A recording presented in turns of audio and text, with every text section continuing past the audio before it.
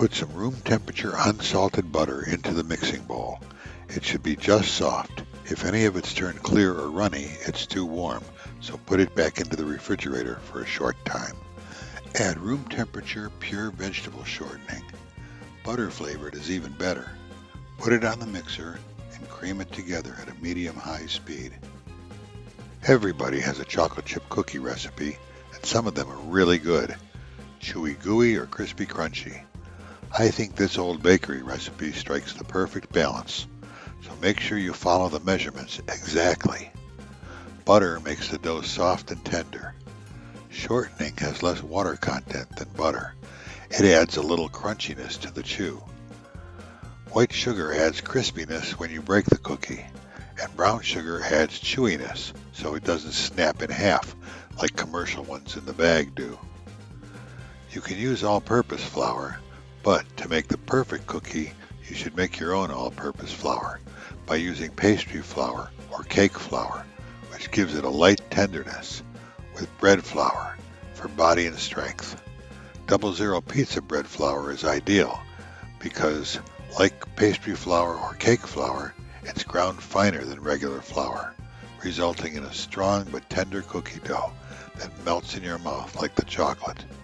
Like I said, the perfect balance.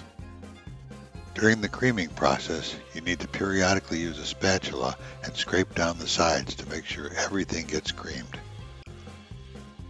If you put your ingredient container on the scale, you can take out some using any cup or spoon, and the scale will tell you how much you've removed.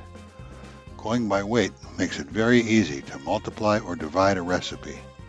There, that looks nice and creamed now. First, remove the amount of white sugar called for in the recipe and add it to the mixer while it's still creaming. Then do the same thing with the brown sugar. Now it's time to measure the flour, and I'm using half pastry flour and half pizza bread flour. We always kept 4 kinds of flour around in the bakery, but you can use all-purpose or even all bread flour. Next, add baking soda. Then add salt. If you used salted butter instead of unsalted in the beginning, add 1/8 teaspoon less salt now. Stir all the dry ingredients together, easiest with a whip. Then we can add the eggs, always cracking them together or on a flat surface and looking at them in a glass dish first to make sure there's no shells, blood, or impurities before they disappear into the cookie dough. Add vanilla, pouring in a spoon over the bowl, so if any spills, it goes into the bowl. Finally, turning the mixer to the slowest speed, we can add the flour, about 1/3 at a time. Stop mixing immediately when the last of the flour disappears into the dough. Don't overmix or beat the dough.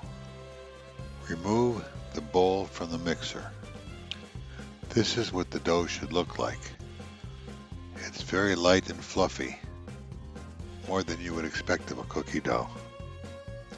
Like everything else in this recipe, we're using 2 kinds of chocolate, semi-sweet morsels and milk chocolate morsels. Now, morsels don't melt. They hold their shape in the heat when the cookie bakes. If you use candy bars or baker's chocolate, they create ribbons of chocolate through the cookie when it cooks. It's up to you what kind of chocolate to use. For this cookie, I always use a semi-sweet and a milk chocolate. Plus, I add at least 1 additional type, depending on what I have on hand. As long as you keep the total amount of chocolate, by weight, the same as the recipe, the combination of different chocolates will give your cookies their own complex and unique flavor. The most important thing is that you mix the chocolate into the batter with a spoon or spatula, only mixing enough to distribute the chocolate throughout the dough and not overworking the dough. Once the dough is cooled to about 40 degrees, you can see that it's much stiffer and easier to work with. You can portion it into 90-gram balls with a scoop for a 5 to 6 inch cookie, or 75 grams for a 3 to 4 inch cookie. They need to be baked right away, straight out of the refrigerator. Put the rest of the dough back in the refrigerator until it's time to scoop new balls for baking. Now what I like to do at home is portion out 450-gram rolls that make 6 jumbo cookies. Wrap them in plastic and put them in the freezer. They'll keep up to 6 months, but to be honest, they've never lasted more than a week. The rolls can be defrosted in the fridge, sliced into 6 cookies, and baked on demand. I've even sliced and baked them straight out of the freezer in a chocolate chip emergency. Ideally, chill the rolls for 24 hours to condition the dough and allow all the moisture to be absorbed by the flour. It makes a discernible difference in the resulting cookie. Also, bake the dough while it is as cold as possible, or the cookies will come out too thin. Make sure that they are at least as thick as the width of your thumb, about an inch. Bake the cookies on a parchment or baking pad lined cookie sheet at 325 degrees Fahrenheit for 16 to 18 minutes. They're done when they start to turn brown around the edges. Have a cooling rack ready, but leave them on the baking pan. They'll finish cooking in the center on the pan, outside of the oven. 90 grams made 5-inch cookies and placed 6 inches apart allows 2 inches in between the cookies when done. Once they've reached room temperature, put them on the cooling rack with a spatula. After a few hours on the cooling rack, they'll reach final consistency, but if you're making a small batch, they will be gone by then.